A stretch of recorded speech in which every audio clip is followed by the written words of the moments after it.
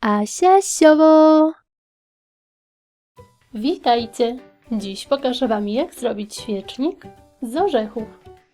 Film nagrałam na prośbę widza. Szczegółową listę wszystkich potrzebnych przedmiotów znajdziecie w opisie tego filmu. Za pomocą nożyka delikatnie rozdzielam orzech na pół. Usuwam zawartość skorupy.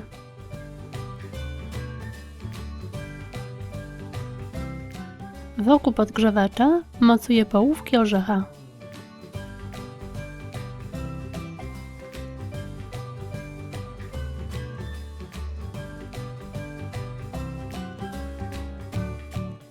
Odcinam nadmiar tektury.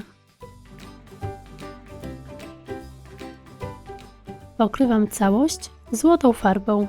Zostawiam do wyschnięcia. Sznurkiem dekoracyjnym obklejam łupiny.